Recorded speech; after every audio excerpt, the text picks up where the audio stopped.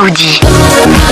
Eh bien le bonjour chers auditeurs. Alors gagner, ce n'est pas seulement au foot. Marquer un but, c'est transformer l'énergie d'un instant en un élan collectif. Et lorsqu'une équipe jeune, comme nos U20 marocains soulève un trophée, c'est bien plus qu'un score qui s'écrit, c'est un état d'esprit qui se propage, une confiance qui s'installe et un collectif qui se redresse un peu plus. Dans le sport comme dans la vie, le mental fait la différence. Les grands entraîneurs le savent, le talent ouvre les portes, mais le mindset du champion, cette discipline invisible, cette force intérieure qui refuse l'abandon, est ce qui transforme une équipe ordinaire en une équipe qui a des résultats plus constants. Nous en parlons ce matin du mindset du champion. Nous restons ouverts à l'échange. Si vous avez des avis ou des questions, c'est toujours 05 22 95 36 70 ou 80. Et nous sommes avec notre invité, Moulim Hello, qui est DG de Compétences Plus et qui est business coach. Alors nous avons un certain nombre d'intervenants durant l'émission, mais j'explicite un peu le sujet du jour à ceux qui se joignent à nous à cette heure-ci.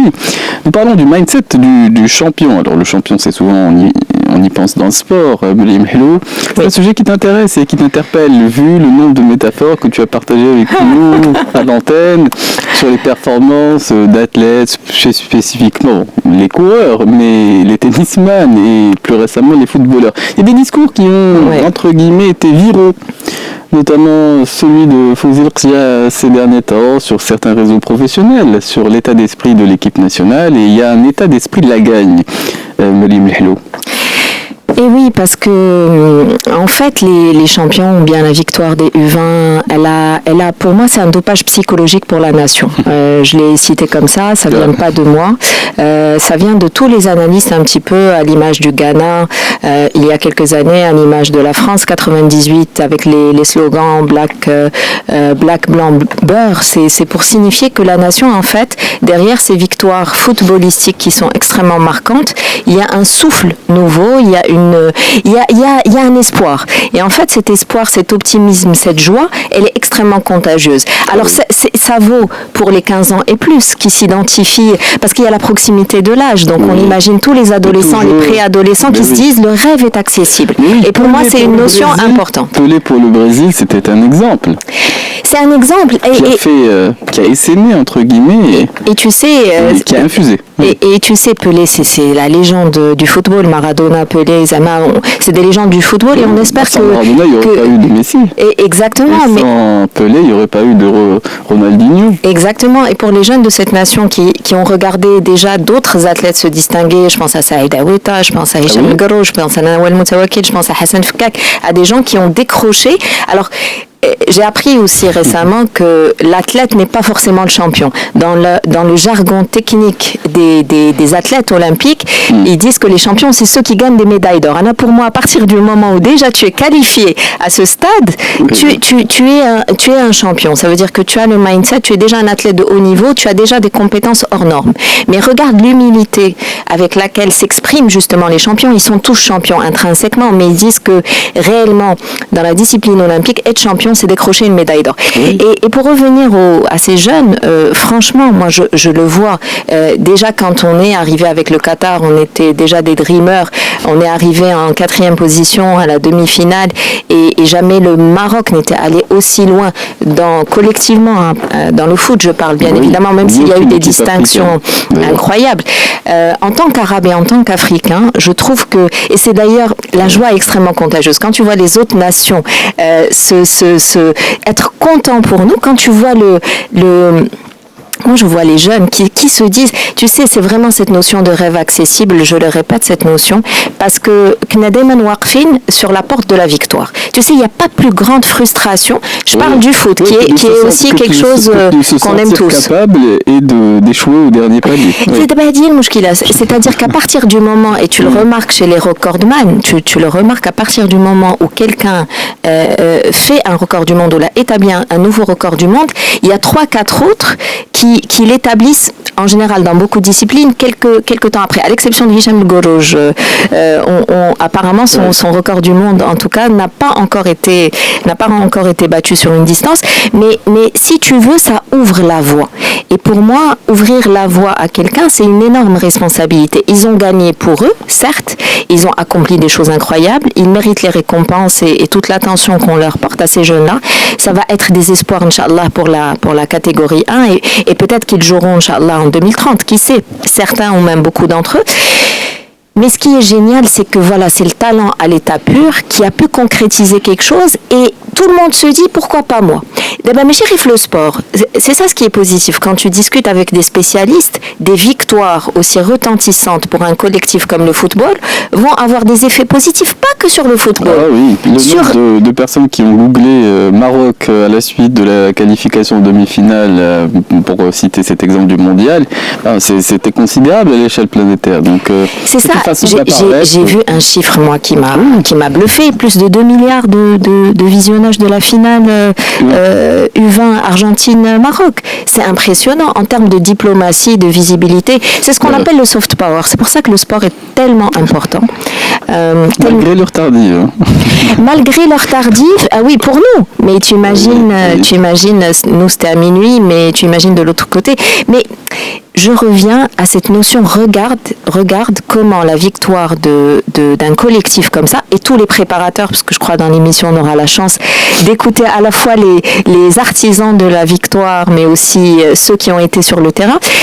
Et je trouve que c'est génial parce que nous, on voit le résultat final, mais on n'a pas vu les doutes, on n'a pas vu les craintes, on n'a pas vu les erreurs. Mais c'est important. C'est important de relater aussi cette histoire-là pour que les gens ne se découragent pas.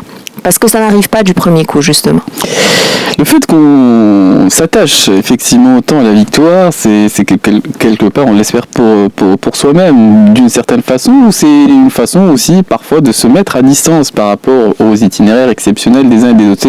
C'est deux approches différentes. Mais je reste un instant sur le mindset du champion, entre guillemets. Oui. Les ingrédients qu'on pourrait peut-être déceler, retenir.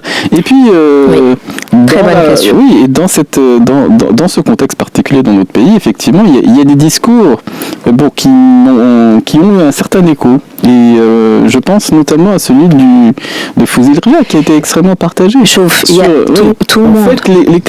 En fait, les qualifications, désormais, on les considère comme acquises et on devrait on s'attache à fêter les victoires.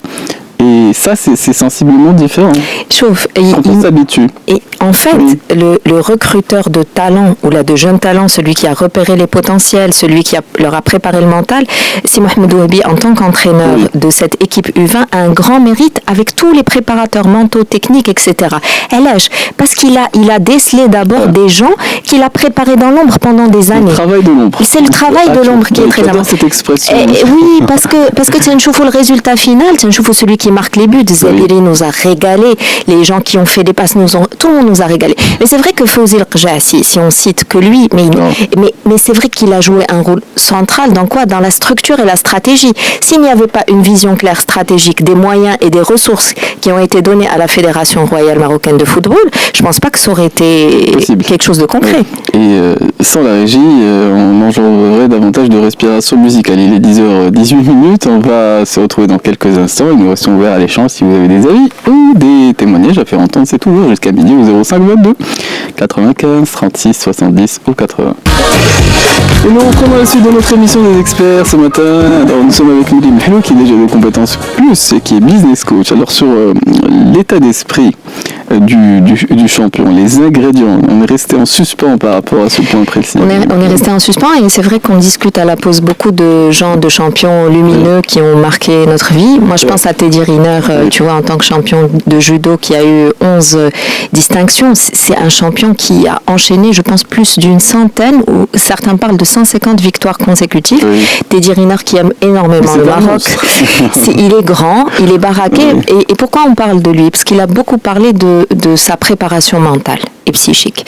Il a beaucoup parlé, il a dit dans beaucoup d'émissions, il a beaucoup partagé auprès de son entourage et ça a libéré la parole des sportifs quand il a dit que dès l'âge de 15 ans, quand il a commencé à rentrer, quand il est rentré dans le circuit professionnel, qu'il a eu une psychologue, elle s'appelle Myriam aussi, et elle est devenue presque aussi star que lui, parce que les plateaux télé ont commencé à l'inviter. Mais pour dire quoi? Pour dire que justement, un sportif de haut niveau, il a besoin de maintenir en ordre sa tête et pas que son physique. Le physique est extrêmement important parce qu'ils ont des compétences techniques hors normes, ces gens-là, quand ils arrivent à ce stade de médaille olympique, de distinction. Une carrière dans divers sports, notamment le basket pour le coup, parce qu'il est très grand de taille, évidemment. On a tous l'image mais tu vois, pas que, mais tu vois cette premier ingrédient, c'est la motivation. Ce sont, je pense, tous les athlètes de haut niveau ont envie de prouver quelque chose au monde et de se prouver quelque chose. C'est pas que il y en a beaucoup qui viennent de familles simples, de quartiers populaires, mais pas que. Il y a une niaque qui est exceptionnelle. Il y a un appétit qui est exceptionnel de décrocher quelque chose, soit pour sa famille, soit pour soi-même, soit pour améliorer son image vis-à-vis de soi-même. Mais tous, dans leur discours, tu vois les étincelles dans les yeux et tu vois un appétit de faire quelque chose de grand ou de laisser sa trace. C'est ce qu'on appelle la motivation.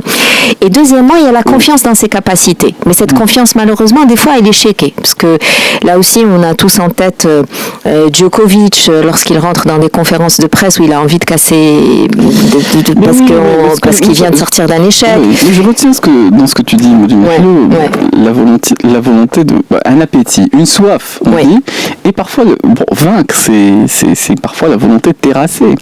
Il y a parfois une adversité, elle est en soi-même, elle est dans le tennis incarné en face, et c'est un monde effectivement qui est extrêmement binaire. C'est la défaite ou la victoire. Donc c'est parfois effectivement on peut puiser dans différentes énergies pour effectivement trouver la force de terrasser l'adversaire.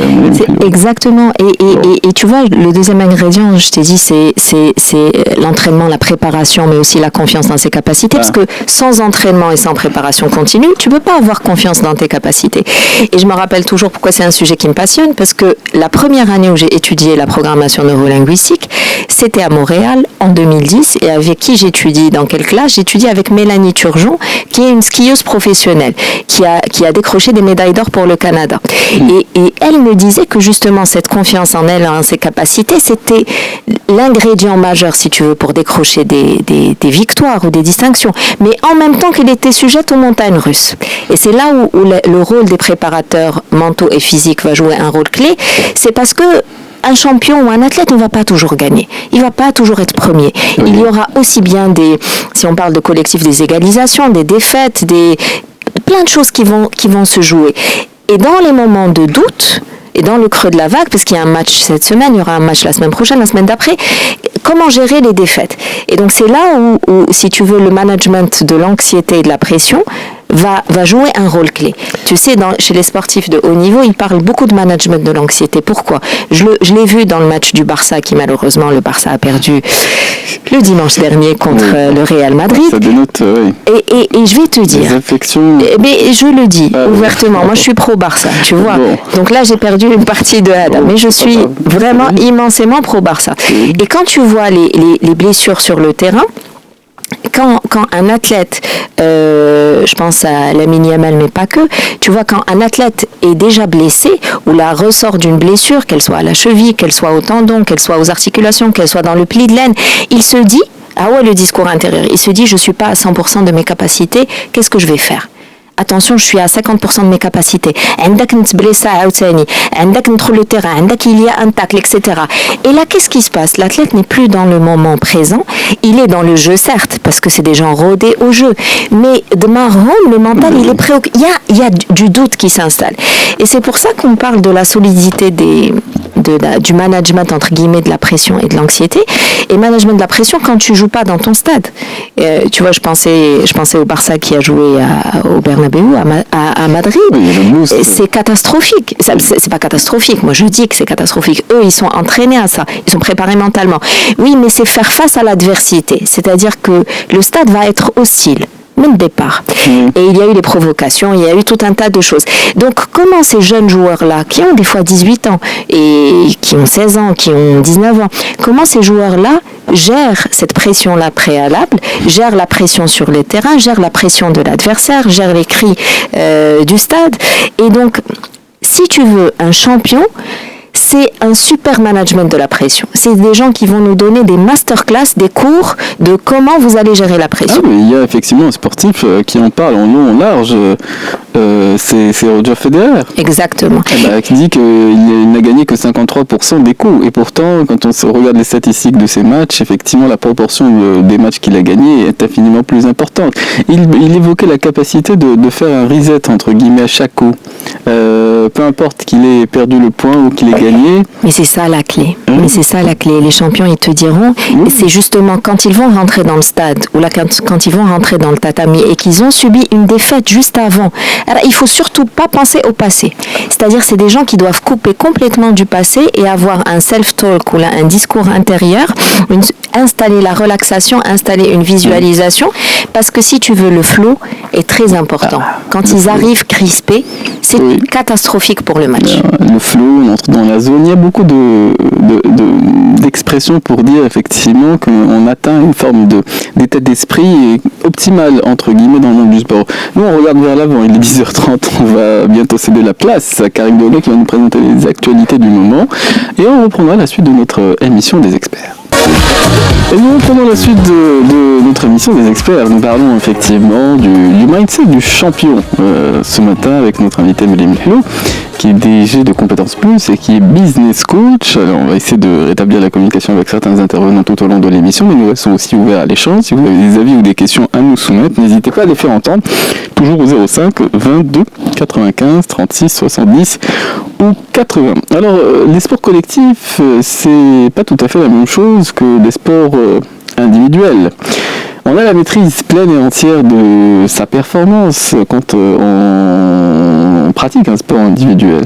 Quand on pratique un sport collectif, effectivement, on peut être maître de soi-même, mais il y a une dimension psychologique supplémentaire qui se rajoute parce qu'il y a aussi l'esprit de groupe. Est-ce qu'on infuse positivement dans le collectif? Est-ce qu'on infuse négativement? Il y a une question aussi d'état d'esprit global qu'il s'agit de gérer. C'est la raison pour laquelle toutes les équipes aujourd'hui prête une attention toute particulière à cet aspect de la préparation mentale. Oui, complètement. Écoute, en fait, le parcours de la formation d'un sportif, c'est un parcours qui est progressif. Il y a les talents bruts qui priment, il y a aussi le travail de l'académie, il y a aussi la discipline, il y a aussi l'intelligence tactique. Quand on voit les champions, là, les jeunes qui réussissent, c'est énormément de discipline au quotidien. On voit les jeunes talents des fois se cramer parce que justement, ils font la fête le soir, ils ne gèrent pas bien les premières réussites. Et d'ailleurs, un champion, c'est quelqu'un qui ne sait pas que gérer la défaite, parce que je l'ai dit un peu plus tôt, c'est quelqu'un aussi qui doit apprendre à gérer la réussite. Parce que tous les préparateurs mentaux vont le dire, la réussite fait des fois, je ne sais pas comment, elle fait bugger le système. Trop de réussite enchaînée très jeune, si on n'est pas assez bien préparé, si on n'a pas les pieds sur terre, si on n'a pas le très bon entourage familial, si on n'a pas le très bon entourage managérial, ça peut vite virer à la catastrophe pour cette personne-là. Il y en a eu beaucoup. Et parfois Oui, Yamal, c'est difficile à dire parce que franchement, c'est vrai qu'on tape souvent, moi je vois souvent les journalistes taper sur l'entourage de Yamal. Moi je pense que c'est un jeune qui a énormément de talent. C'est vrai qu'on vit en 2025, donc son papa quand il poste des stories ou son entourage, etc., ça fait peut-être presque partie de l'époque. Maintenant, c'est à lui de gérer ce star system dans lequel il est. S'il a sa petite amie, son papa, enfin, tout l'entourage qui peut être festif, entre guillemets. Et je pense qu'il est arrivé à un tel niveau à 18 ans. C'est pour ça que c'est intéressant et je pense qu'au Barça, il y a un très très bon entourage en termes de ça. Tu sais que l'Espagne fait partie des modèles mondiaux, la France et l'Espagne, mais surtout l'Espagne, qui a bâti une domination mondiale entre je dirais entre 2008 et 2022, parce qu'elle a formé solidement et parce qu'il y a eu des victoires de ces équipes de jeunes. Donc c'est comme ça qu'on prépare la catégorie 1. C'est parce qu'on forme très très bien les jeunes et le modèle de formation de l'Espagne est assez exceptionnel. Eh bien, bien, nous sommes avec Asma Niang qui nous a rejoint, qui est avec nous en direct, bon, qui a la double casquette, qui est double championne olympienne, entre guillemets, qui est un double championne d'Afrique, médaille 10 fois, qui est aujourd'hui préparatrice mentale. Alors, c'est un monde que vous connaissez très très bien, Asma Niang. Bonjour à vous. Bonjour, merci beaucoup pour l'invitation. Je suis très ravi d'être avec vous. C'est un plaisir de vous avoir avec nous à l'antenne. Alors comme vous êtes passé comme un certain nombre d'athlètes de haut niveau, de sportifs, aussi de l'autre côté avec le temps, vous avez peut-être une expérience particulière à partager avec nous, puisque vous êtes aussi conférencière, formatrice en neurosciences. Il y a beaucoup de littérature scientifique qui s'intéresse aux ingrédients qui produisent, entre guillemets, le bon état d'esprit pour le champion, Asma Niang. Oui, exact. Alors déjà, moi, je l'ai traversé dans ma chair, ce périple des montagnes russes, de courir après une performance. Donc, c'est quelque chose que je peux comprendre. Maintenant que j'accompagne aujourd'hui, j'ai la seule chose qui, mis à part ce que j'ai appris sur le cerveau humain et de comment il se concrétise et mène une action, c'est surtout que chaque être humain est différent. Ça reste des athlètes de niveau, mais c'est des humains avec une expérience d'athlète de niveau, et c'est pas le contraire. Donc, je m'intéresse aussi à l'humain qui est derrière, qui va actionner son métier, qui est peut-être d'être coureur, judoka ou autre, mais pas le contraire. Et c'est là où j'ai des résultats. C'est surtout à être focus sur l'humain, et chaque être humain est différent et a des leviers différents parce qu'il a une histoire différente, il a un parcours différent, donc il a un schéma rationnel différent, donc je dois tout le temps m'adapter. Et ce métier m'a appris vraiment à m'adapter à qui est en face de moi. Oui, mais vous évoquez la diversité des leviers qu'on peut actionner, sur lesquels on peut puiser un certain nombre de ressources. Et dans le monde du sport, bon, les exemples sont innombrables. Dans le tennis, on en parlait hors antenne. Bon, Nadal, c'est pas tout à fait Federer, c'est pas tout à fait Djokovic, pour ne citer que ces exemples-là. Et on sent bien que chacun d'entre eux puise dans des leviers différents. Quelle est votre appréciation des leviers qui font effectivement qu'on peut actionner ou sur lesquels on peut essayer de travailler quand on est préparateur mental, Asma Niang? Alors c'est vrai qu'il y en a un, je ne veux pas dire que c'est un des meilleurs, mais c'est quelque chose l'être humain fait naturellement quand on est enfant. La visualisation.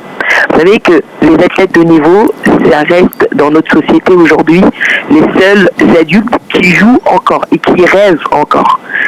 Et en réalité, quand on est petit, on a passé toute notre vie à visualiser, à rêver, à créer. Donc en réalité, la visualisation, moi, c'est quelque chose qui m'a aidé lors de tout mon parcours aussi biscornu hors sentier battu. J'ai toujours visualisé mes projets.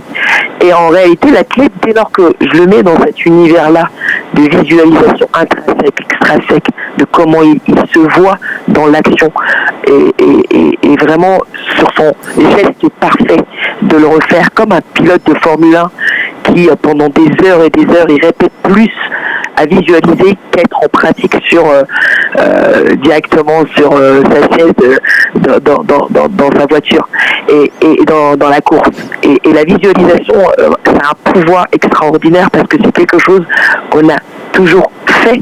Déjà, le monde est fait par visualisation. Donc, on a imaginé des choses. La vie, la visualisation, les véhicules de la même façon. Tout notre univers en tant qu'être humain est façonné par cet aspect-là. Mais pour ceux qui nous écoutent, alors il y a un sous-texte ou des références en psychologie, en PNL. Qu'est-ce qu'on entend précisément par la visualisation, Asma Niang, pour ceux qui nous écoutent ce matin? Alors en fait, la visualisation, elle va vraiment venir, je ne vais pas rentrer dans les détails parce que ça peut être un peu complexe de l'expliquer en neurosciences, plasticité du corps, c'est qu'en fait, elle va créer une zone où le cerveau ne fait pas la différence entre qu'il est en train d'actionner quelque chose ou pas. Ils ont fait une étude sur plusieurs athlètes blessés.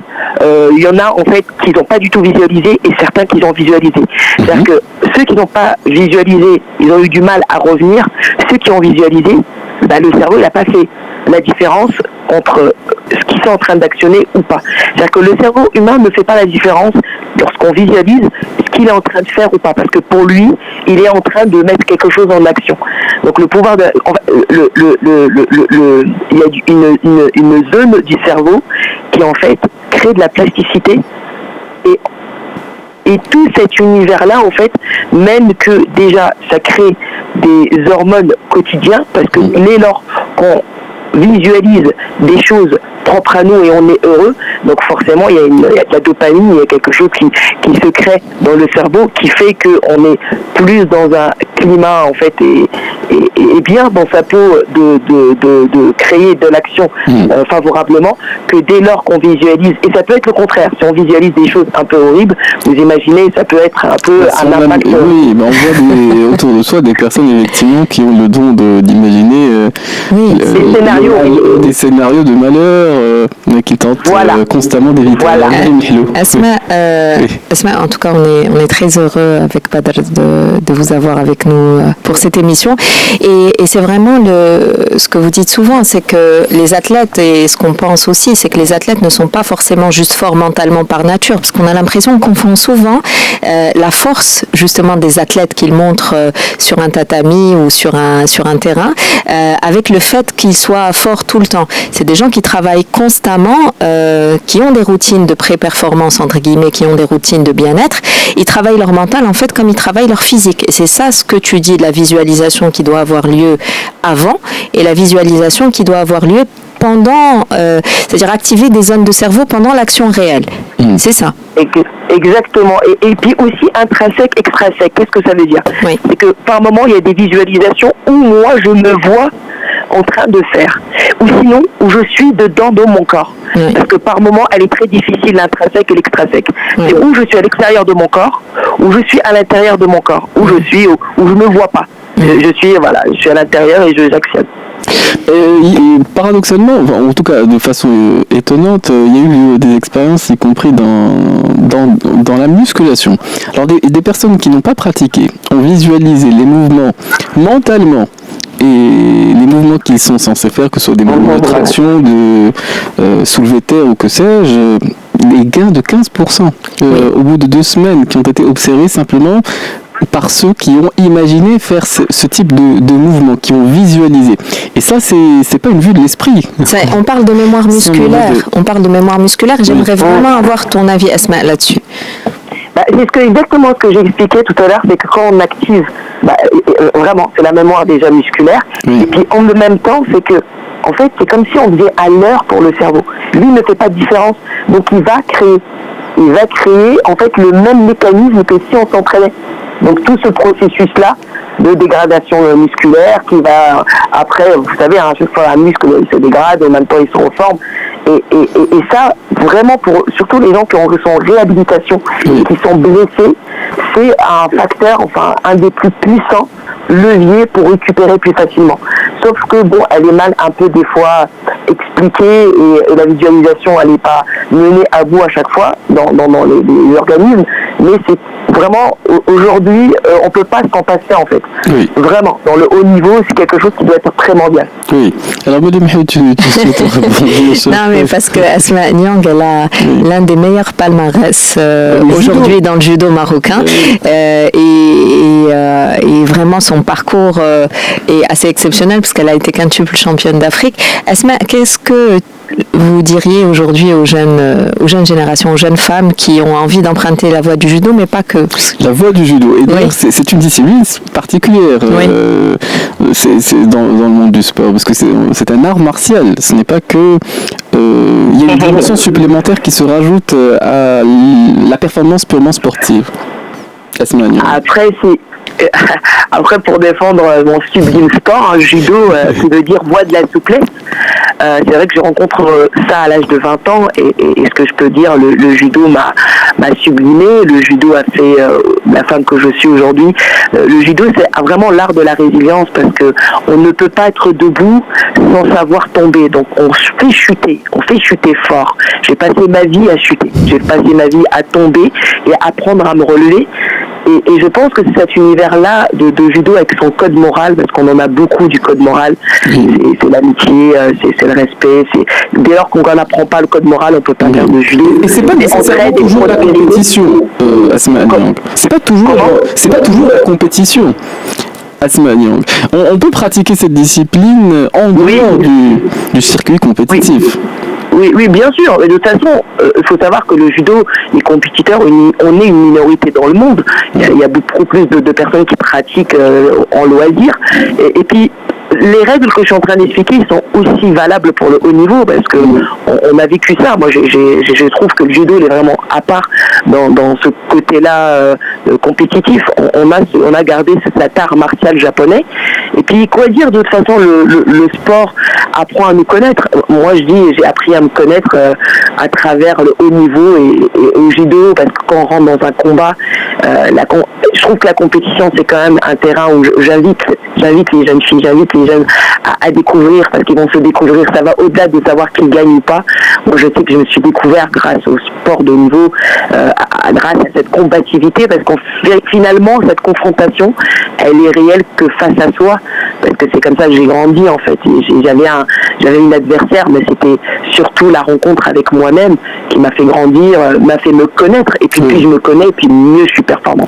Je reviens d'un instant sur les leviers, sur la dimension extrêmement personnelle, parce qu'on a en face de soi des individus, on a des motivateurs qui sont sensiblement différents. Quand on passe de l'autre côté, on découvre aussi d'autres façons de fonctionner, d'autres façons aussi de motiver, de travailler sur une forme de constance, parce qu'il faut en avoir quand on est dans les circuits compétitifs, Asma Niang. Oui, exactement. Alors moi, souvent, je dis la discipline, souvent, elle est mal comprise. Alors vous avez utilisé le mot constance. Moi, j'aime bien le mot discipline parce que le mot discipline, les gens, ils le prennent à réticence. Mais c'est ce petit courage de chaque matin. Et dans l'étymologie du mot discipline, vient du mot disciple. Disciple, ça veut dire celui qui aime apprendre tout le temps. Donc en réalité, si on change le mot, c'est pas quelque chose de c'est dur tous les jours.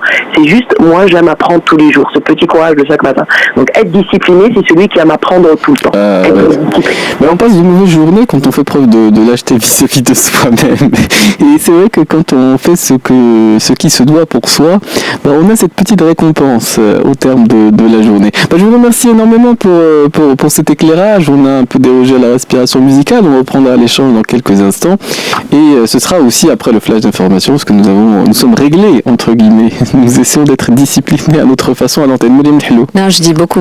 Vraiment, merci beaucoup à Asma Niang de s'être libérée. Elle est à l'étranger. Elle a apporté vraiment un éclairage que je trouve magnifique. En tout cas, elle porte la voix à la fois des femmes, des athlètes de haut niveau. Elle a une double nationalité, Asma Niang. Elle est maroco-sénégalaise et française. Oui. Bon. En tout cas, merci Asma. Je me joins à ces mots de remerciement. On se retrouve dans quelques instants. Mais nous restons aussi ouverts à l'échange si vous avez, chers auditeurs, des questions, des avis à faire entendre. Toujours 05 22 95 36 70 ou 80. Et nous sommes avec ici présente notre invité Mélène Hello, qui est DG de Compétences Plus, qui est business coach. Et nous sommes avec Nour Slaoui, qui est une cavalière internationale de concours complet, qui est avec nous de l'étranger, qui est aussi première représentante du monde arabo-africain aux Jeux Olympiques dans cette discipline. Et effectivement, la spécificité, on s'intéresse au mindset du champion. Et on est de ceux qui ont eu le double parcours, qui sont passés de l'autre côté, aussi à discuter avec les personnes qui les accompagnent. Bonjour à vous. Allô? Oui, hello Nour. Oui, merci beaucoup, je suis très contente d'être parmi vous. C'est un plaisir. Alors vous avez ici les couleurs du pays dans votre discipline et nous nous intéressons au mindset qu'il faut avoir pour, entre guillemets, briller dans cette discipline d'une certaine façon. Si on en parle au singulier, il y a toujours les leviers qui sont personnels, Nour Slaoui, sur lesquels effectivement on peut puiser des ressources pour faire un bout de chemin dans cette vie. Nour Slaoui. Allô? Je pense... je vous entends pas très bien, je vous ai un peu perdu, mais je crois que c'est mieux. Je vous invitais simplement à nous raconter la dimension personnelle de votre parcours, puisque quand on s'illustre, on essaye de puiser dans ses ressources propres. Ouais, exactement. Écoutez, je pense que le sportif de haut niveau, pour tout le monde, c'est un parcours qui est un peu à part entière. Il y a beaucoup de hauts et de bas. Et c'est vrai que c'est pas facile tous les jours, mais on fait ça. Enfin, moi, c'est un métier de passion. Je fais ça parce que j'aime vraiment ça. Et après, c'est vrai que pouvoir partager un peu notre expérience, c'est toujours un plaisir et un honneur. Il y a des disciplines, effectivement, on travaille en groupe, il y a des disciplines qui sont individuelles. Bon, la vôtre est un peu spécifique. Le groupe, c'est un duo et c'est l'homme et le cheval. Oui. Je ne sais pas s'il y a... La femme et le cheval. La femme et le cheval. Avec un H. Oui, non, mais bien sûr. Je veille au grain. Je ne pas très bien. Je suis rien. J'entends juste des voix au loin. Je ne m'entends pas très bien. Ah d'accord, donc on va essayer peut-être de rétablir la communication. Ou peut-être, je ne sais pas si vous utilisez un haut-parleur ou si vous utilisez votre... Non, là c'est un peu mieux. Là, c'est un peu mieux. Ouais, non, mais tu paraissais un peu loin. Oui, mais je disais qu'il y a des disciplines collectives, des disciplines individuelles dans le sport. Et dans la vôtre, quand on pratique l'équitation, il y a une psychologie aussi de l'animal qu'on va monter. C'est le cheval. Ouais. Alors, c'est vrai que c'est hyper important parce qu'en fait c'est un sport individuel mais c'est aussi un sport par équipe. Donc en fait c'est vrai que ça ajoute une dimension un peu plus profonde à la chose, c'est-à-dire que moi demain je peux m'entraîner, je peux être au top et prête à performer, mais si mon cheval ne l'est pas ou inversement, ça peut pas marcher. Donc c'est vrai qu'on doit se connaître très très bien. C'est pour ça que moi généralement les chevaux que je prends en championnat, c'est des chevaux que j'ai depuis leur plus jeune âge, donc que j'ai formé moi-même, avec qui j'ai vraiment ce qu'on appelle un partenariat. Donc en fait le partenariat c'est tout, parce que ça reste un sport assez extrême où on saute des obstacles. Moi dans ma discipline je saute des obstacles fixes sur le cross. Donc c'est vrai que ça devient vraiment un sport d'équipe à ce niveau. Et voilà, c'est toujours dans le respect de l'animal, dans le respect des capacités de l'un et de l'autre, parce que c'est vrai que parfois aussi on peut avoir un cheval duquel on pense à une grande carrière devant lui et ça se passe pas, et c'est là où il faut aussi pouvoir s'adapter. Donc c'est vrai que je pense que c'est un sport vraiment par équipe. Et au niveau aussi de tout le monde qui est derrière moi, parce que moi je suis juste la phase visible de l'iceberg, mais c'est vrai que ça demande énormément de personnes pour arriver à des championnats. C'est des vétérinaires, des coachs, des grooms, des gens qui s'occupent des chevaux. Donc c'est vrai que c'est un vrai travail d'équipe à ce niveau aussi. Oui, le travail de l'homme, on en parlions. Alors, moi, ce qui me fascine dans le parcours de Nour Slaoui, c'est que justement en 2024, elle a représenté notre pays, le Maroc, aux Jeux Olympiques de Paris. Et c'est un énorme rêve, tu vois, qui devient réalité. Et à un mois des Jeux, Nour Slaoui, tu me confirmeras, il y a eu cette fracture au niveau du dos et de la clavicule. Comment vous avez géré ça et prendre le départ quand même au JO? Parce que c'est ça, pour moi, qui m'a fascinée.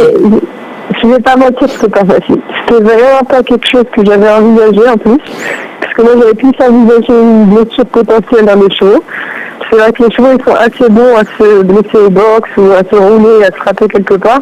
Donc moi, j'avais toujours pensé le cheval, mais jamais j'ai pensé à moi. C'était pas vraiment une option dans ma tête. Et en fait, voilà, j'étais en concours d'entraînement avec un jeune cheval. Et j'ai chuté. Et c'est vrai qu'instantanément, j'ai su que c'était pas très bon. Et double fracture. Les médecins n'y croyaient pas vraiment. Surtout en Angleterre, ils ont refusé de m'opérer.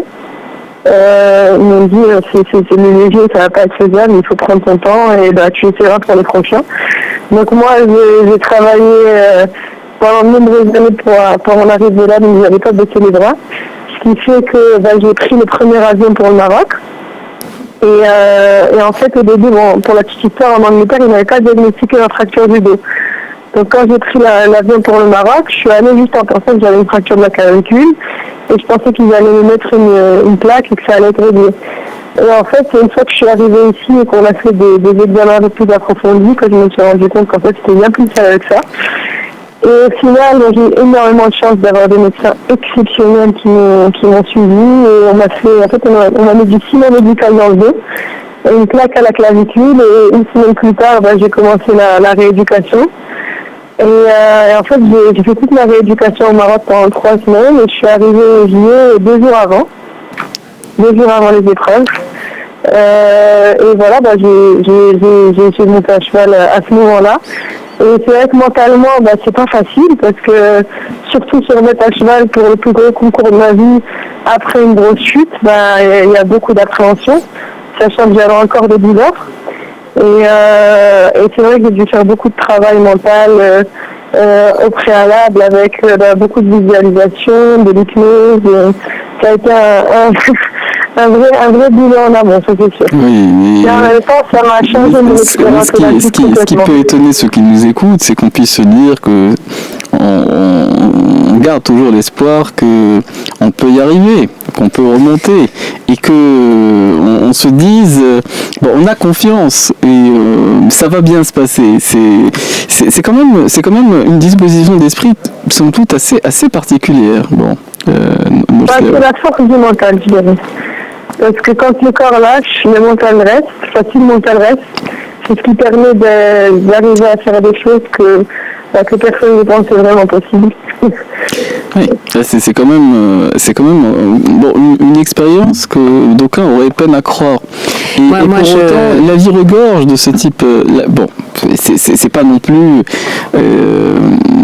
la plus commune des expériences qu'on ait entendues à l'instant même. Mais pour peu qu'on prête attention aux récits de ceux effectivement qui ont traversé des épreuves et qui se sont relevés, il y a toujours cette dimension, de la foi, de la confiance. Et la particularité effectivement de votre discipline, c'est que vous engagez aussi une relation avec le cheval. Et le doute, je ne sais pas s'il y est sensible dans cela, oui. Ouais. En fait, comme tu disais, moi j'ai beaucoup de chance. C'est que le cheval que j'ai amené au JO, c'est un cheval qui a maintenant 12 ans et je l'ai eu quand il avait 5 ans. Donc vraiment, on a tout fait ensemble. Tous les premières grosses échéances, c'était ensemble. Mais s'il y a un cheval, parce que moi dans ma carrière, j'ai écuries, j'ai 10 chevaux, et chacun, a ses objectifs, son âge, ses concours, etc. Et ça, en l'occurrence, c'est un cheval que je connais par cœur et qui me connaît par cœur. Donc c'est vrai que s'il y avait bien un cheval à qui je faisais confiance et avec qui je pouvais partager cette expérience-là, c'était bien lui. Donc c'est vrai que ça m'a énormément aidé parce que j'avais cette confiance supplémentaire en ma monture. Et en moi-même, parce que je pense que quand on est sportif de haut niveau, déjà, je pense on apprend en fait à faire face à l'adversité. Oui. C'est pas quelque chose de totalement nouveau, parce que on a des échecs, dans la vie de manière générale, il y a des échecs, il y a des chutes, parfois il y a des cassures, etc. Donc on apprend à deal avec tout ça, mais c'est vrai qu'il y avait un aspect supplémentaire et en fait j'ai découvert une force que j'avais en moi que je soupçonnais pas et qui m'a permis de me remettre sur pied à temps et de pouvoir y arriver. Et c'est vrai qu'en fait ça m'a changé mon expérience olympique dans le sens où moi au début j'y allais, je mettais quand même beaucoup de pression parce que c'est un honneur pour moi d'être la première à représenter les pays arabes dans cette discipline et les gens étaient un peu c'est assez rare dans le monde du complet d'avoir de nouvelles nations parce que c'est un sport qui est très dans la tradition, qui demande beaucoup de temps, beaucoup de knowledge, etc. Donc c'est assez rare d'avoir de nouvelles nations, donc tout le monde attendait un petit peu au tournant à ce niveau. Et je me mettais beaucoup de pression et en fait une fois que j'ai eu mon accident et que je suis arrivée là où je suis arrivée à la fin, je me suis dit mais en fait je ne dois rien à personne et je fais ça pour moi, je fais ça pour mon pays et en fait je suis là pour apprendre et c'est déjà un miracle d'être arrivée là où je suis arrivée. Donc en fait ça m'a shifté complètement mon mindset. Ah bah oui, c'est de la gratitude. Oui, pour l'opportunité qui se présente. Alors il y a un mot qu'on a entendu tout à l'heure. On parle de discipline sportive, mais Asma Niang faisait référence à la discipline de façon générale. On est disciple et il y a de la discipline et c'est quelque chose, c'est le courage du quotidien. Est-ce que ça trouve un écho dans votre expérience personnelle, Nour Slaoui? Parce qu'il y a effectivement la résilience dont on peut faire preuve de façon exceptionnelle, mais il y a aussi cette discipline qu'il s'agit de cultiver. Je pense qu'en fait, sans la discipline, on ne peut pas y arriver. Parce qu'on arrive à un certain niveau où tous les gens contre qui on concourt, sont très disciplinés. Donc en fait, on n'a pas le choix. Oui. On doit apprendre à être discipliné et au bout d'un moment, c'est pas que la motivation, parce qu'au bout d'un moment, quand ça devient notre métier, quand on fait ça tous les jours, la motivation, parfois, certains jours, on n'a pas envie de le faire, on n'a pas envie de s'entraîner. C'est là où la discipline devient très importante. Et moi, en fait, mon secret pour rester discipliné, c'est de voir tout ce qui me reste, tout ce que je veux accomplir et je me rends compte que sans cette discipline, c'est impossible, c'est infaisable.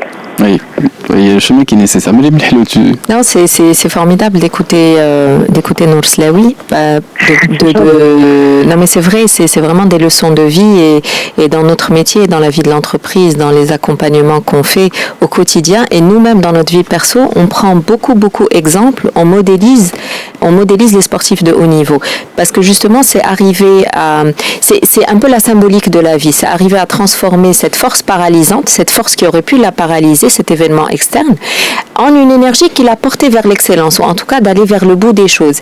Et ce que j'entends aussi chez les sportifs de haut niveau et chez les athlètes, c'est quelque part un paradoxe. Et pour moi, c'est un paradoxe du champion. Un champion. C'est un pari. Mais oui, mais c'est un paradoxe parce que à la fois tu sens avec la confiance inébranlable vers le fait d'aller vers l'objectif et d'aller concourir avec une attelle et avec des choses dans le dos, etc. Mais aussi une humilité. Et quelque part, c'est beau parce que c'est cette alliance avec le cheval, c'est de dire qu'il y a une équipe qui soutient, qui est derrière, qui n'est pas visible. Mais si tu veux, les plus grands, en tout cas dans leur discipline, que ce soit l'équitation pour le cas de Nour Slaoui ou que ce soit pour le cas d'Esma Niang dans le judo, etc., ils sont aussi dans le ressenti de quelque chose qu'ils essaient de canaliser et de transformer. C'est pour ça que c'est une leçon énorme pour nous. La musique canalise nos énergies, on est dans le ressenti quand on l'écoute et nous avons une discipline à respecter. 11h17. Je vous remercie pour ce témoignage. On reprend la suite de notre émission dans quelques instants. Et nous sommes avec notre invitée Mouline Mhlou qui est business coach et qui est également directrice générale de Compétences Plus. Alors nous évoquions durant les derniers instants avant la respiration musicale le parallèle qu'on peut établir entre l'esprit, la disposition d'esprit d'un champion et aussi la disposition d'esprit de quelqu'un qui entreprend. Oui. Tu faisais le parallèle entre le sport et l'entreprise, Mouline Mhlou. S'il fallait davantage développer ce point. Oui, parce que en fait, moi je vois à travers les expériences de Nour Slaoui, d'Esma Niang, mais aussi des jeunes athlètes des U20 de notre chère équipe sportive brillamment pilotée par Si Mohamed Ouabi, oui, on y vient, que l'esprit sportif n'est pas simplement une pratique de récréation, c'est pas simplement la pause, le jeu, c'est véritablement, je pense, un levier puissant. Quand j'entends ces athlètes, ça révèle leur potentiel immense. Esma, elle disait que ça lui a permis de se connaître elle-même. Et je sais que c'est pas un mot anodin qu'elle utilise, parce que ce qu'il faut dire, c'est qu'Esma aussi est passée par l'armée, qu'elle a servi en tant que pompier. Elle a aussi fait des métiers qui sont pas a priori très féminins. Mais ça lui a permis de se connaître, de connaître l'immense force intérieure qu'elle a. Et donc c'est justement ça, c'est ces valeurs-là que la personne, en fait, elle les a pas de manière innée. C'est qu'elle est en train de les bâtir brique après brique. Quand Nour Slaoui parle, on entend le dépassement de soi. Oui, mais c'est pas de la théorie. Le potentiel n'est pas toujours là. Il est toujours à découvrir. L'amour est là. En soi-même. La passion est là. Je ne sais pas si le potentiel... Il y a quelque chose, mais il y a un travail de tous les jours. Nour Slaoui était dans les écuries. Quand la régie l'a appelé, il y a un entraînement quotidien, il y a une persévérance quotidienne, il y a une solidarité immense, il y a une très grande discipline, il y a un respect des règles. Aucun athlète de haut niveau ne peut arriver là où il est arrivé sans respect des règles. Sinon, sa carrière s'arrête tôt. On parlait des footballeurs certains footballeurs qui étaient extrêmement talentueux, sans citer de nom, mais qui ont vrillé parce qu'il y avait trop de sorties nocturnes, trop de mauvaise fréquentation, trop de choses. Et les adversaires qui sont en face, la compétition de haut niveau, c'est une structure. La compétition de haut niveau est impitoyable. Et impitoyable. Et surtout, n'oublions pas, ils arrivent à dos dans ces compétitions internationales. Donc on peut se dire, c'est incroyable. Mais là où ce modèle de réussite est intéressant hors sport, c'est que c'est un modèle qui, pour toute une nation, qui est fondé sur le travail, la discipline et l'intelligence collective. En fait, c'est ça ce que ça donne. Oui. Ça ouvre les yeux sur, comme j'ai dit, sur le rêve accessible, sur la proximité du rêve, et que l'excellence n'est pas réservée à certains. Quand on parlait de la Mannschaft, quand on parlait de la machine allemande, la machine allemande, tu vois, on a l'impression que c'est eux et nous. Non, c'est pas eux et nous. C'est-à-dire que si on met en place un chemin, des moyens, des ressources et qu'il y a des talents, nous aussi, on peut emporter les plus grandes victoires dans le monde. Oui, mais cela dit, on se donne les moyens. Il y a toujours des styles qui prédominent dans le jeu. Après, effectivement, on a ses spécificités, on a ses propres forces. Moi, j'ai entendu également dans le mot discipline ou dans le mot disciple qu'on a pu développer tout à l'heure, le plaisir d'apprendre. Il y a quelque chose dans l'enfance qui se maintient. S'il n'y a pas de plaisir, s'il n'y a pas cette dimension-là où on est à la recherche, ou disons sur le terrain, de connaître la créativité en soi-même et le plaisir d'apprendre chaque jour, d'apprendre chaque jour sur soi-même et sur ses potentialités, effectivement, on est orienté que par rapport au plaisir, la dopamine qui va être libérée le jour de la victoire. Donc il y a un chemin, et ce n'est pas un chemin entre guillemets que de larmes et de sang. Mais oui, mais c'est ça, avoir un esprit des lions, entre guillemets. Mais c'est parce qu'on ose. Pourquoi pas moi, entre guillemets? Si je peux battre l'Argentine, je peux réaliser mes rêves. Si je peux battre l'Espagne, je peux réaliser mes rêves. On l'a déjà fait à travers la sélection nationale. Mais c'est surtout que être marocain, être africain n'est pas une limitation. Moi, j'adore les gens qui disent, tu sais, parce qu'on a grandi aussi avec un héritage, entre guillemets. Un héritage oui, mais si on est arrivé à le faire, ça veut dire qu'on peut le faire dans plein d'autres disciplines, à condition de réussir. D'abord, on a l'audace, tu vois, on avait toujours, en tant que Marocain, on est une nation, moi je trouve, on est une nation unique, à part, parce qu'on est au carrefour des civilisations, parce qu'on mélange différentes cultures, parce que on est berbère, on est amazigh, on est arabe, parce qu'il y a eu des siècles et des siècles aussi de brassage culturel, mais la rigueur collective s'apprend et la résilience s'apprend. Moi, ce que je trouve ça génial, c'est que malgré la pression, malgré le stress énorme, moi j'admire ces jeunes-là qui se trouvent face à l'Argentine, qui a gagné énormément de matchs. Avant, ils se disent Neri, quelque part, mais ça m'arrive souvent aussi dans le monde de l'entreprise. Oui. Tu sens, des fois, tu as le syndrome de l'imposteur. Oui. On en parlait dans différentes émissions. Mais c'est quoi? C'est de se dire que l'autre qui est en face, qu'est-ce que tu vas lui apprendre? Comment tu peux jouer mieux que lui? Donc, Tedjib, avec une mentalité, dit lui, il est meilleur que moi. Alors, il y a un chiffre qui ne ment pas. La raison pour laquelle il y a ces 2 milliards de personnes qui ont regardé effectivement ce match et qui ont pu observer les résultats qu'on connaît, notamment des U20 qu'on a cités tout à l'heure, c'est que dans le sport, il y a cet exemple et il y a cette force il y a quelque chose qui inspire. On aime avoir effectivement qu'on peut être au-dessus de ce qu'on est aujourd'hui, et dans les exemples sportifs, c'est extrêmement visible. Dans les exploits sportifs, il y a la grâce. Parce que l'être humain a besoin de modèles.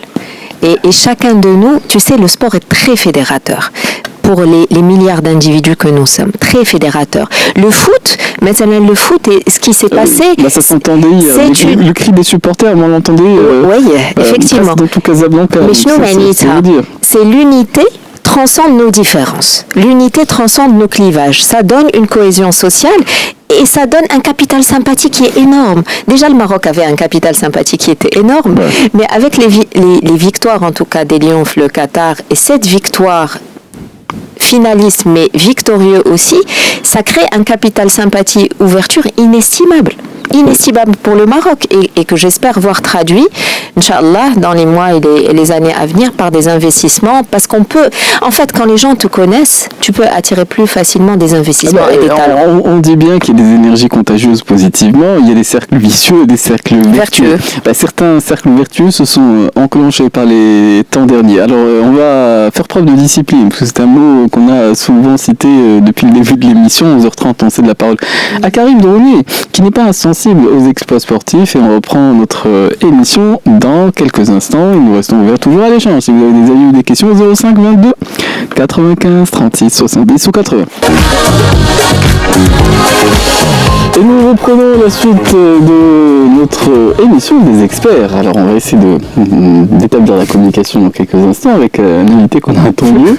Et nous sommes avec Myriam Hlo, qui est DG de Compétences Plus et qui est business coach. Alors il y a un travail de l'ombre. Il y a des artisans de la victoire qu'on voudrait... Bien sûr. Pour lesquels on voudrait exprimer une forme de gratitude. puisque c'est la gratitude d'un collectif qui dépasse le collectif de ceux qui s'illustrent sur le terrain, Madame Hello.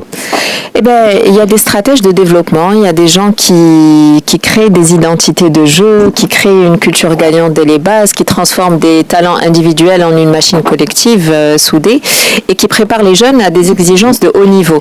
Alors c'est le cas de Walid Regragui, c'est aussi le cas de Si Mohamed Ouahabi qui on va dire est le bâtisseur de l'avenir, en fait, qui joue un rôle clé dans l'éclosion d'une génération, et la réussite des U20 dont on a parlé, dont on parle depuis des semaines, c'est le fruit d'un système vertueux qui a été bien huilé. On a parlé des artisans, on a parlé de Sifaouzi El-Qja, on a parlé de tout le staff, tous les joueurs cadres, le rôle de la fédération, de l'Académie Mohamed VI, aussi des piliers structurels, et ça, on le voit, si on a une vision claire, si on a des stratégies qui a été dévoilées par le président Fawzi El-Qja et des investissements dans des centres de formation comme l'Académie Mohamed VI, ça fournit les infrastructures, les moyens, le cadre nécessaire pour que le travail de Ouahabi soit possible. Oui. Et c'est là où on dit que la planification à long terme, elle paye, justement.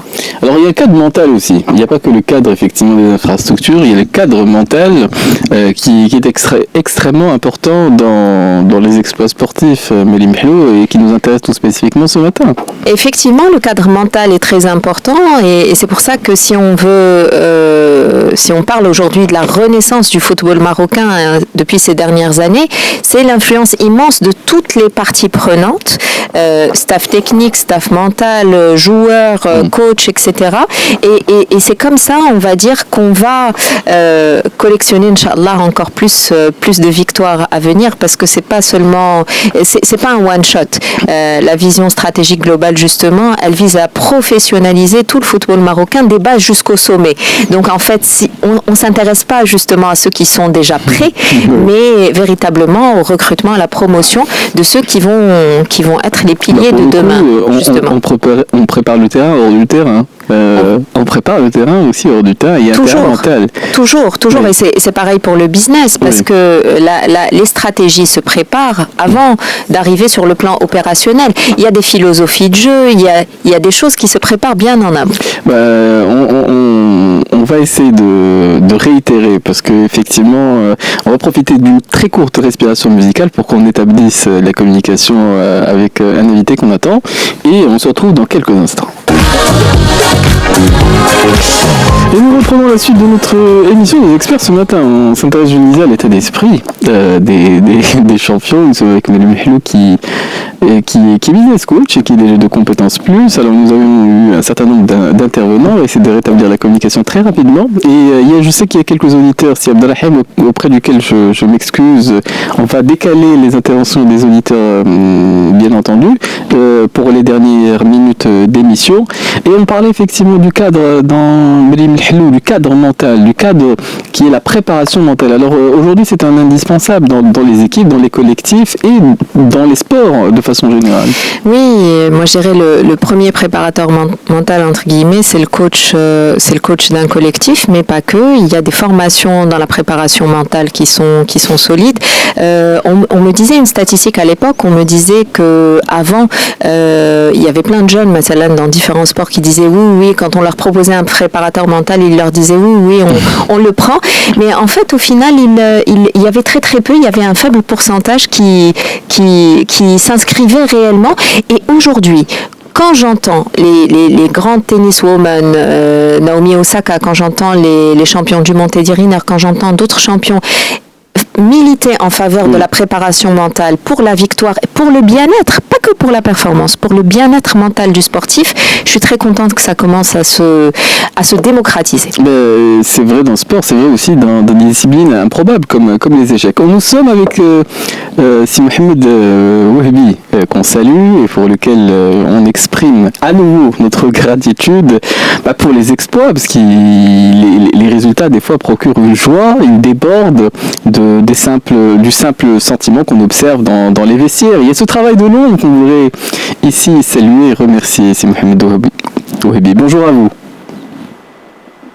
Bonjour, merci beaucoup. Merci pour vos mots, c'est très gentil. On est très fiers aussi d'avoir d'avoir rendu ça et échangé ça avec tout le monde, donc partager ça avec tout le monde, donc merci à vous. Oui, et il y a la joie qui infuse, il y a les résultats qu'on a pu observer, il y a ces chiffres du 2 milliards de personnes qui ont pu aussi voir et éprouver des émotions. Un match, c'est toujours des émotions. Il y a aussi ce travail de l'ombre, quelquefois, et ces discours, ces motivations, sur l'importance du travail mental, s'il fallait nous en faire part ce matin, Si Mohamed Wahbi.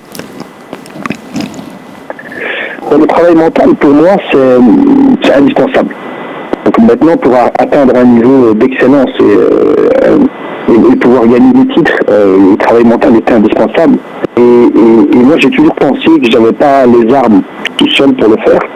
Et malheureusement, chez nous, encore au Maroc, on n'est pas encore totalement convaincu de l'apport de spécialistes.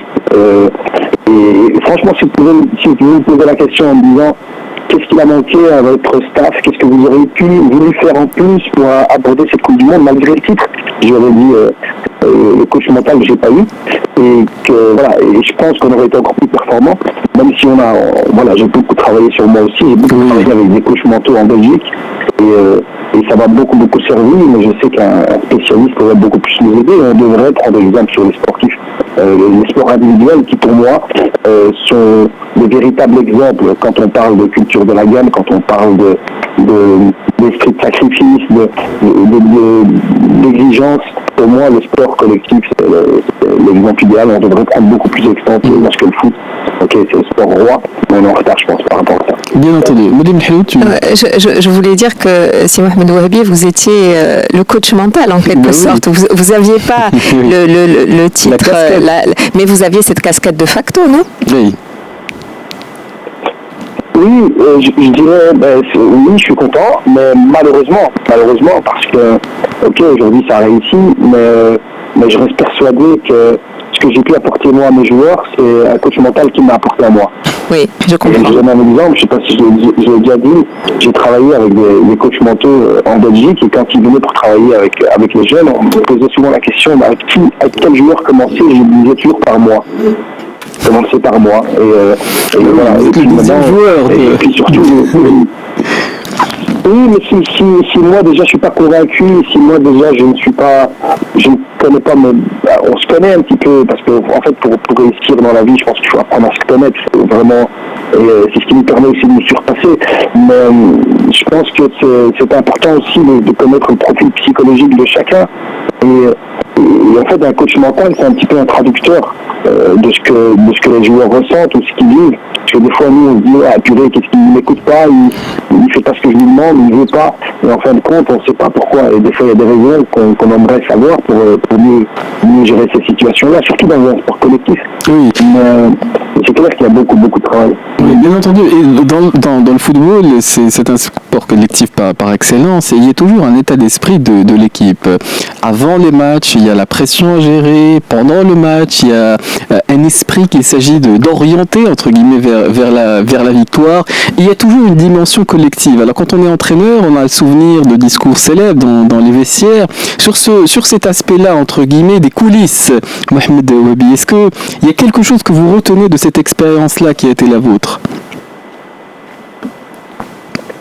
Beaucoup, parce que chaque match était une compétition. Je pense que c'est ça aussi qui a fait notre force, c'est qu'on a su tout de suite passer à autre chose. Chaque match était comme si chaque match était une Coupe du Monde. Et donc il y avait beaucoup d'énergie, beaucoup de coaching mental, il y avait beaucoup pour un match. Et donc j'ai beaucoup de moments, mais après, moi mais peut-être celle que je préfère, c'est de leur expliquer un petit peu le fait que la différence entre favori et pas favori, en fait, il n'y a pas de différence. Le fait que vous jouez contre une équipe qui est soi-disant plus forte que vous ou pas, on l'a vécu lors de la finale où tout le monde disait qu'ils étaient imbattables et invaincus, et c'était de leur dire que en fait le plus important c'est de courir.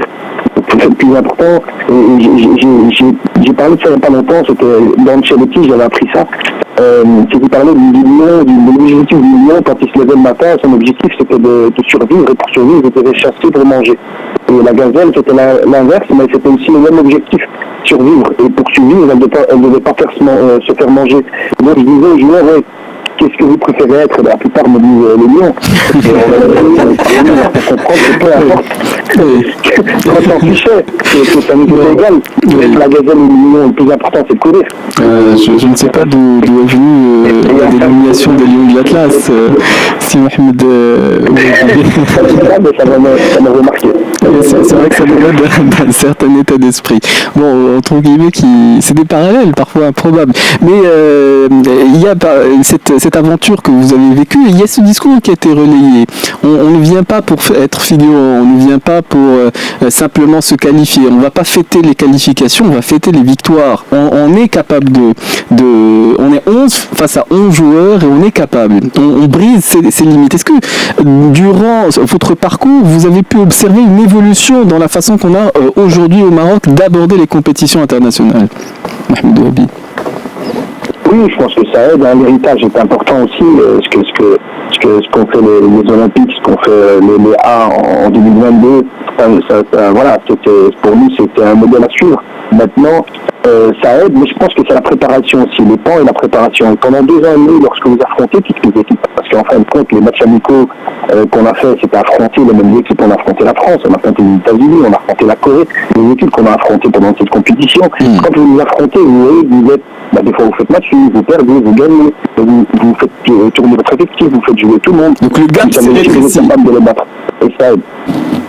Pardon ? Le gap, entre guillemets, cette distance-là, c'est rétréci. Oui, parce que vous jouez énormément de matchs et donc vous vous rendez compte que vous êtes capable de les battre.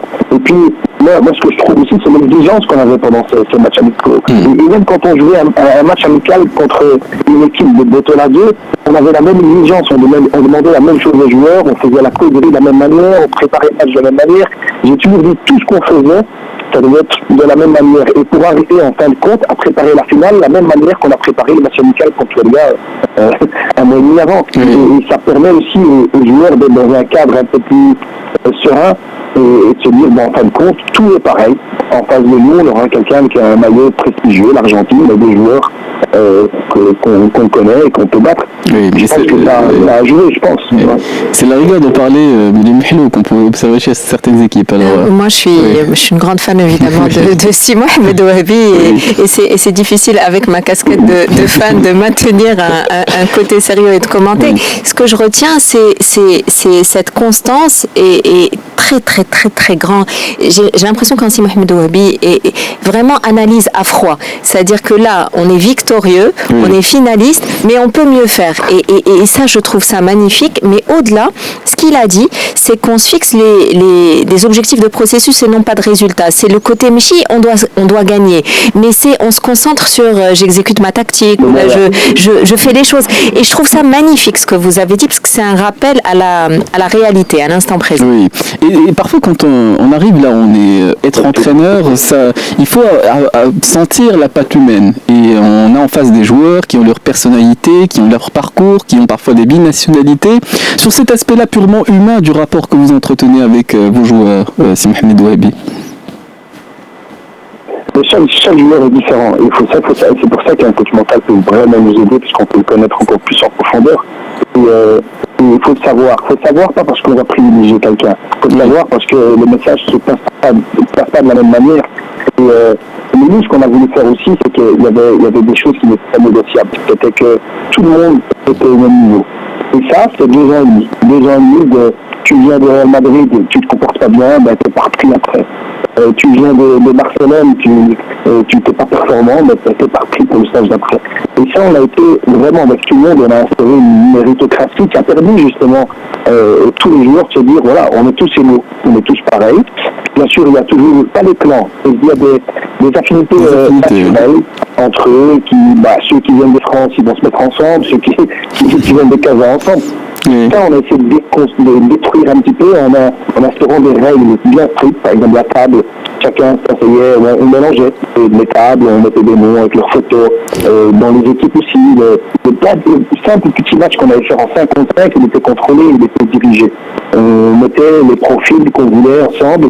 Et donc ça a créé aussi une fait qu'ils étaient obligés de cohabiter, obligés d'échanger. Moi, j'ai des images de 2 joueurs qui ne parlent pas la même langue, vraiment. Un qui parle RIF et espagnol, et l'autre qui parle arabe et un peu français, et communiquer et rigoler à table entre eux pendant des minutes.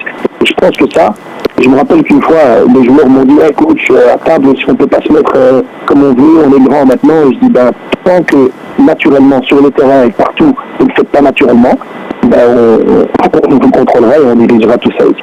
Je vous remercie. Je vous remercie énormément pour la richesse de ce témoignage et au plaisir peut-être de renouveler l'échange en présentiel en fonction de vos disponibilités. Si Mahmoud Ouabi, je vous ferai prendre parole, pas seulement des collègues, de toute la nation, la gratitude infinie. Mais tout le monde, si Mahmoud Ouabi, en tout cas vous et vos joueurs, en tout cas vous nous avez donné une joie immense. Merci infiniment. Mais c'est pour ça que c'est pas suffisant ce qu'on a eu. On aimerait prolonger l'échange et en apprendre plus. Non, c'est pas la fun qui parle. Non, absolument pas. Absolument pas. Très très bonne journée, si Mahmoud Ouabi. On va en antenne et il y a la suite des programmes qui sera assuré par Ahmed Aloua qu'on salue et on se donne rendez-vous demain pour d'autres thématiques des experts. Les experts sont sur Atlantique jusqu'à midi.